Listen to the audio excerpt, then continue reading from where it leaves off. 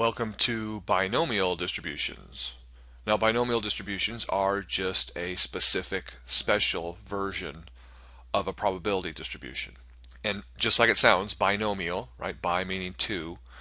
It's just a probability distribution where there are only two categories, kind of a yes, no, true, false, success, failure type of thing. And the great thing about a binomial distribution is any set of data or any type of experiment can always be put into two categories.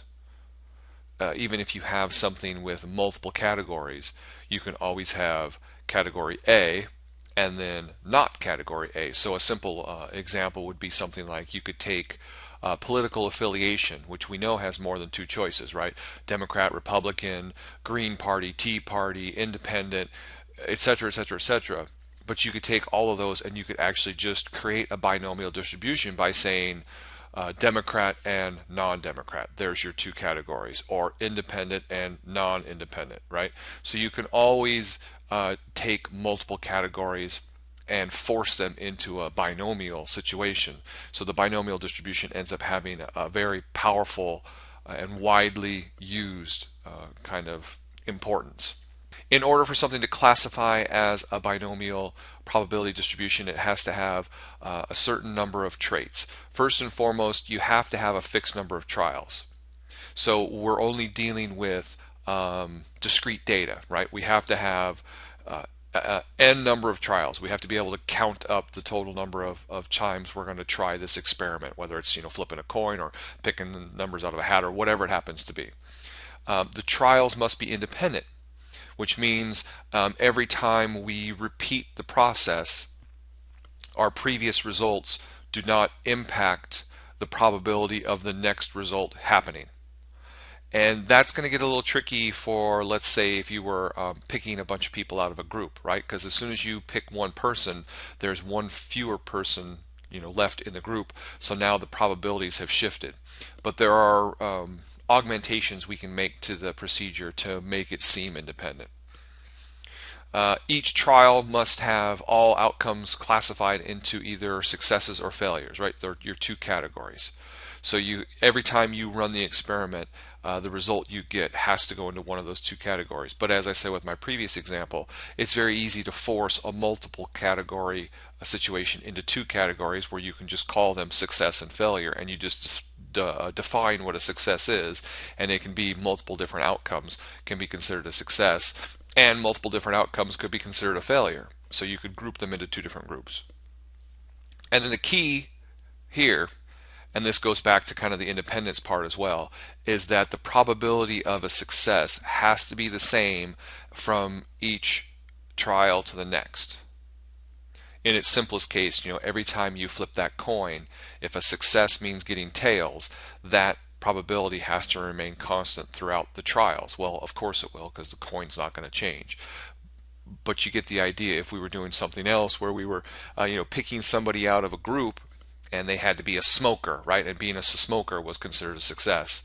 Then every time we picked that person out of that group, the probability that that person was a smoker would have to remain constant. And that's going to be difficult when you're taking somebody out of a group and then not putting them back, because now the total number of smokers has changed, the total number of people has changed, and therefore the probability has changed. But as I said, there are ways to kind of fudge the numbers if you need to, but with technology we don't need to do that. We would just use a different technique. Some of our vocabulary, right? We're gonna use success and failure instead of good or bad or yes or no. It's just the more commonly used terms for your two binomial groups. So when you see P of S, that's the probability of a success, and P of F is your probability of a failure. And of course, since these are two dichotomous groups and they make up the entire sample space, their probabilities have to sum to 1. So they are complements of each other, right? 1 minus P is going to equal Q, which is going to be the probability of your failure. So we're going to use P's and Q's. P for probability of a success, Q for probability of a failure. No, this is not where mind your P's and Q's comes from, but it is another example of P's and Q's. Okay, just like before, n is going to be the number of things, only here it's going to be the number of trials. X is going to be the specific number of successes in your trials. So remember, it's coming back to that X that we had in the probability distribution. So X is going to be the number of good results, right? P is going to be the probability of a success in one trial, not however many you're doing, but it's the probability of getting a success every single time you run the experiment. Q is the probability of a failure in one trial of the experiment, and we know that P plus Q is always going to equal 1. And then P, capital P of X, is going to be the probability of getting exactly X many successes from however many times. So if it was something as simple as flip a coin 10 times, what's the probability of getting exactly 3 tails? Then it would be P of 3, right? Where obviously getting a tail was a success. Be sure and when you're setting up your trials and setting up your experiment, you have to make sure that X and P both refer to the same category. So X is always the number of successes, and then P is always the probability of the successes. Sometimes it's not as clear as it sounds, because a success isn't a successful thing. Maybe you're trying to figure out whether or not using cell phones causes cancer. And so you're looking back through a bunch of patient records and looking for patients who have some form of cancer. Well, then finding a patient with cancer is considered a success, even though nobody would consider having cancer as being a success. So your X would be number of patients with cancer. P would be the probability of having cancer, and you would just need to make sure that, even though neither of those things are great, they are going to be considered your success case. Okay? Now, this was the thing I was talking about forcing independence on something that really isn't truly independent. If, when you're sampling without replacement, so you take somebody out of the group, right, and then you take somebody else out of the group, and when you're doing that, the probabilities are changing every single time because you have less things in the group. I keep saying people, but it could be any kind of objects. If you're going to, let's say, take 1,000 sample of objects from a big population, N, remember, is your sample size, and then capital N is your population size, right? This is your population. So if the sample that you're pulling is less than 5% of your total population, then you can assume, right, you can kind of fudge the numbers and let the trials be independent. Even though we know they aren't going to be independent, the difference from one to the next is going to be so small because the sample is so small relative to the entire population that slight change in probability, you can go ahead and just ignore it and let it all be independent. But as I said, we also have stronger technologies to deal with these types of cases where we no longer have to do these kind of fudging of the numbers. Here's a good example.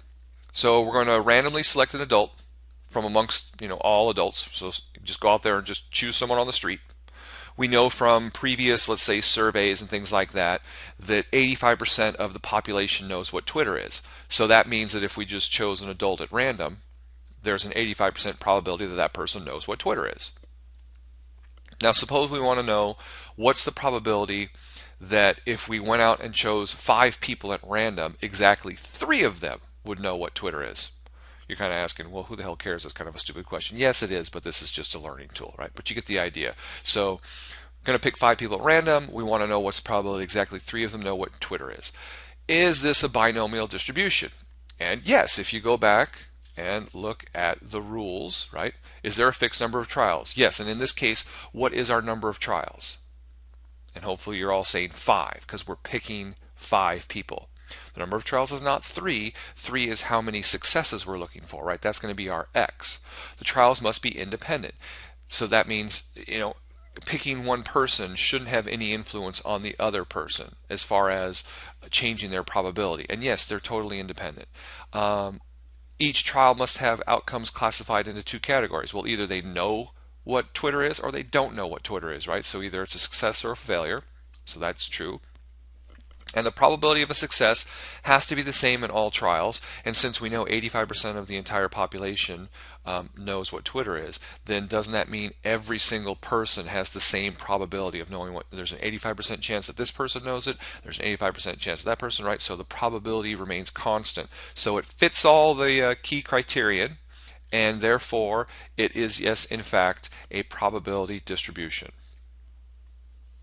Methods for finding the probabilities. There are three ways, really three ways just to think about it. There's really only going to be one way we're going to use it, and that's going to be technology. So the first way is to use the formula. And I want you guys to take a second and look at this formula because it does help you understand what a probability distribution really does. So let's kind of go back to the previous example of picking 5 people, and we want to know the probability that 3 of them know what Twitter is. So here's my 5 dashes. 1, 2, 3, 4, 5, right? And exactly 3 of them have to know what Twitter is. So let's let the first 3 people know what it is. So it's going to be 0.85, right? 0.85 and 0.85, because that's the probability that a person knows what Twitter is. But if these last 2 people don't know what Twitter is, what would the probability of choosing them be? And yes, it is the opposite, right? The complement of 1 minus that, so 0.15, the 15% chance. Now look what we get. If we multiply these together, because this is, to figure out the probability that this happens, we always have to multiply our dashes. So if you multiply all those together, that's going to give you a number that represents 3 who know what Twitter is and 2 who don't know what Twitter is. And if you look at this formula up here, it ends up giving us this piece of the formula, because the probability of knowing Twitter, our P, right, the probability of a success, was 0.85 in this case, and the probability of a failure was 0.15.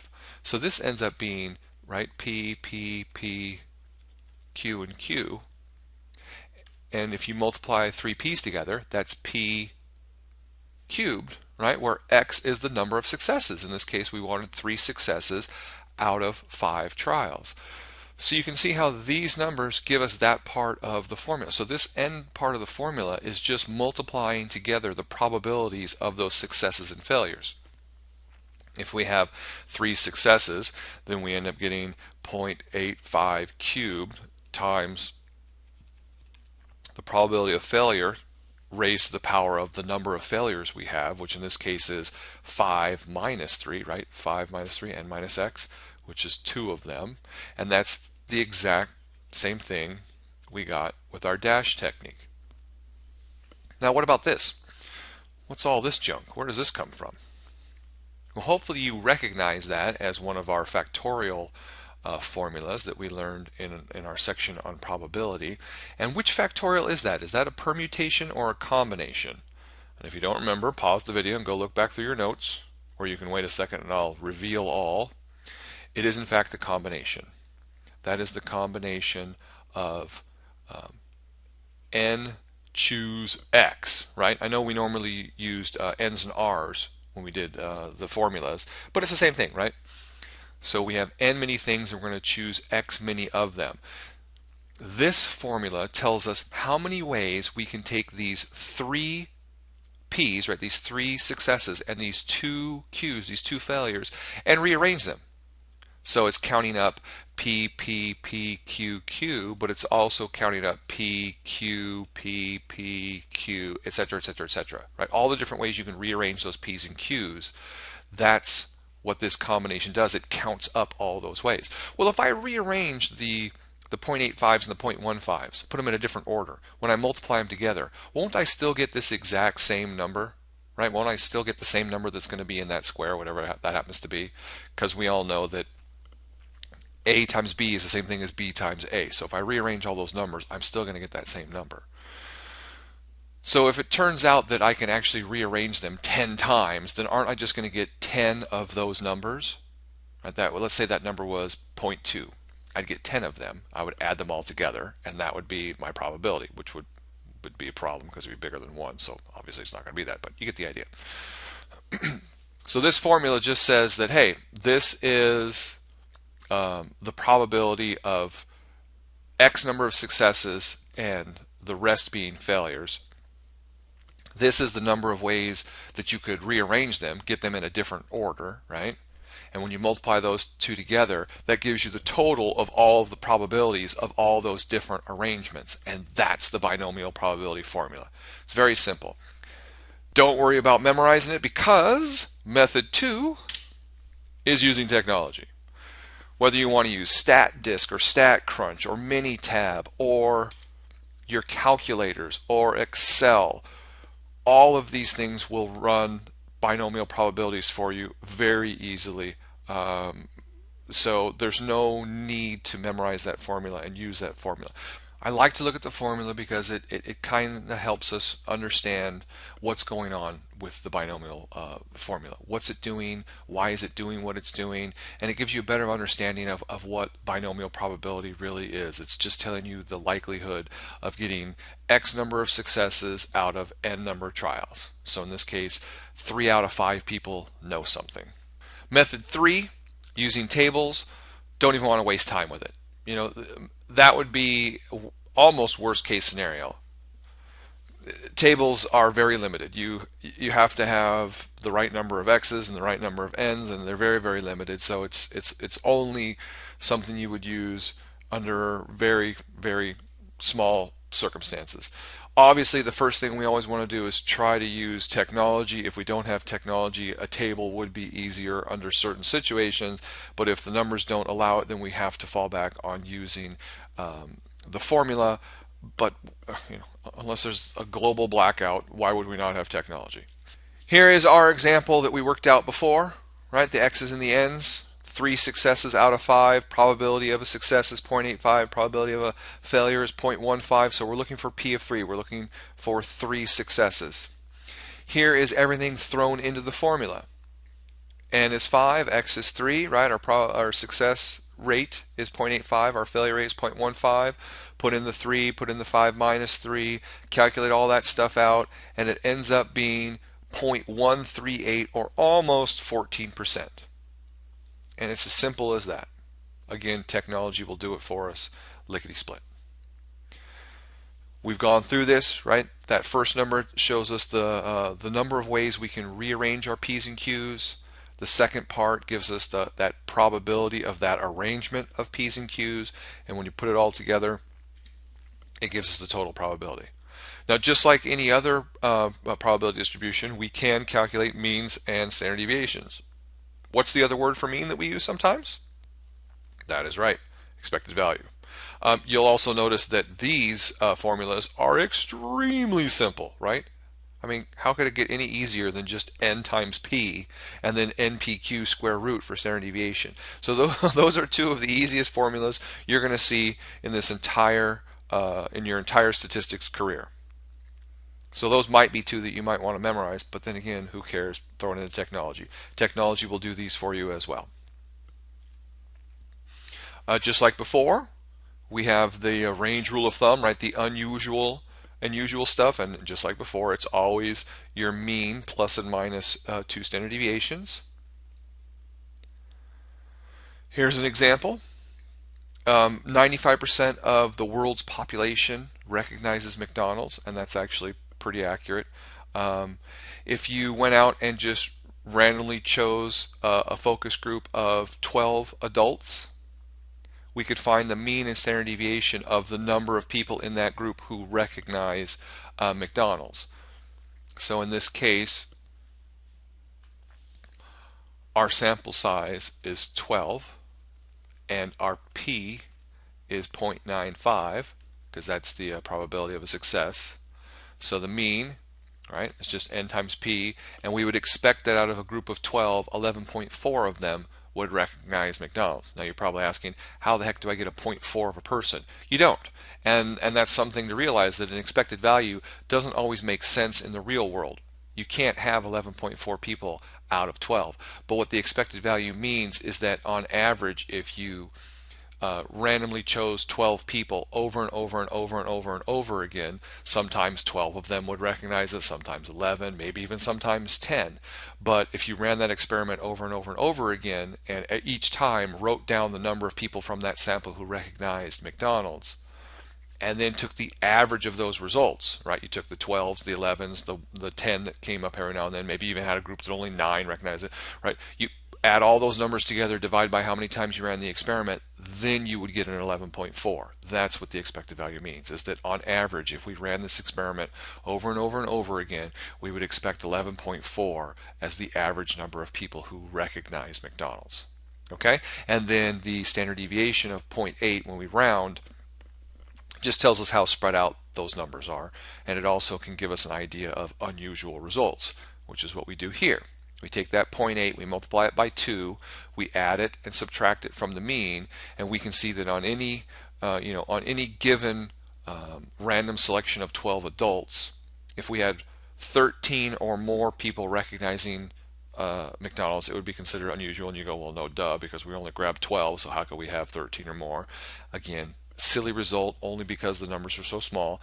But on the other end, if we had 9.8 or fewer, that would be considered unusual. So if 10 wouldn't be considered unusual, but 9 would. So if we got a sample of 12 and only 9 of them recognized McDonald's, that would be considered an unusual result. And that's the end of binomial distributions. Now there is a related distribution called a Poisson distribution. And you can probably stop the video here if you're not going to do Poisson distributions in your class. But if you want to learn about a slightly different distribution, this one comes up a lot in the real world. It is actually a pretty important distribution, so hopefully you are going to cover it in your class.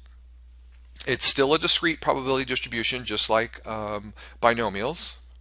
The only difference is we use this distribution when we're looking at occurrences of some sort of event or experiment that happen over a specified time interval. So the random variable x is still the number of successes, right, or the number of occurrences of the event, but instead of it just being the number of successes out of n number of trials, right? And so we're not going to say we're going to go pick 5 people, what's the probability that 3 of them know something. It's the number of successes that we get over a time interval or some sort of interval, usually time. It can be distance, area, volume, or some other measurement, but time seems to be the most widely used version of this. So you can see how this would have a totally different application. It's no longer pick 12 people and find out how many of them understand or recognize McDonald's. It would be sit at an intersection and watch cars go by, and in a 1 hour time period, how many of those cars are hybrids, or electric, or some sort of alternative energy vehicle. That would be a very timely question, no pun intended. And we would need to do a Poisson distribution to figure that out. Now the formula looks very complicated with that whole mu to the x times e to the negative mu all over x factorial, but those are actually very simple things, right? Mu is just your average, x is your number of successes, and e is that special number that you've hopefully seen before, 2.71828, blah, blah, blah, blah, similar to pi, right? It's an irrational number. So they're pretty easy numbers to deal with, and just like before, technology will do it all for us. The requirements for this distribution: the random variable x is the number of occurrences, just like before, only now it's over some interval rather than out of a certain number of trials. Your occurrences need to be random, they need to be independent, and they need to be uniformly distributed over the interval being used. So that means you can't have peaks and valleys. You can't be more likely to see hybrid vehicles in the first 5 minutes of the hour than the last 5 minutes of the hour. Or if you were going to do it over a week, it wouldn't be, you couldn't do this if it was more likely to see hybrid vehicles on the weekend versus during the week.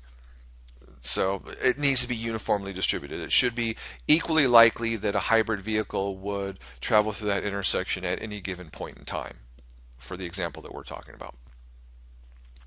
The mean is very simply just mu, and the standard deviation is really simply just the square root of mu.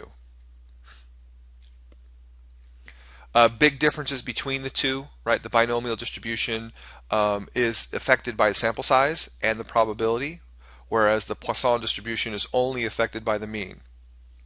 A binomial distribution has possible values from 0 up to n, right? Because you're only going to do n number of trials, so you either get no successes all the way up to all n of them. But a Poisson distribution has no upper limit. You could, in that 1 hour, no hybrid cars could go by, or you could have 1,000,000 go by. So there's theoretically no upper limit to x on a Poisson distribution. Here's a good example. So if we're looking over a period of 100 years, there were 530 Atlantic hurricanes. So we want to assume that the Poisson distribution is a suitable model. So that assumption means that hurricanes are evenly distributed over those 100 years, right? There shouldn't be a higher probability of seeing hurricanes in one year to the next. We want to find mu, the mean number of hurricanes per year. And then if P of x is the probability of x hurricanes in a randomly selected year, we want to find the probability that we have 2 hurricanes in a randomly selected year, which would kind of give us an idea of what's the probability that we have 2 hurricanes next year. So you can see how this could actually be a reasonable thing to do and kind of an important thing to do. Here are the numbers. Very simply, mu is just the mean that you would expect, right? Number of successes over total number of things. We had 530 hurricanes in the last 100 years, so 530 divided by 100, we had 5.3 hurricanes per year. That's the average. Now to figure out P of x, we very simply put those numbers in, right? So P of 2 is just mu, the 5.3 squared, times e to the negative 5.3 all over 2 factorial. You work it all out and it's 0.07. So there's a 7% chance of having exactly 2 hurricanes in one given year. And you might think, well, that's kind of small. But it is kind of small because this is the question of exactly 2, not 2 or more. So that's a totally different question. You can use the Poisson to approximate the binomial, but why would you, since we can already do the binomial? So you can ignore this and ignore this, and in fact ignore the rest of the slides. You can read through it and see how it used to be done, but this was really a technique that was only needed before technology came around, because this was actually a little easier to calculate, but ignore it. We'll just stop with this nice example of the probability of 2, and remember that's 2 specific. If you want to know the probability of 2 or more, you would have to do something completely different, and then of course the probability would be a lot higher. That's it.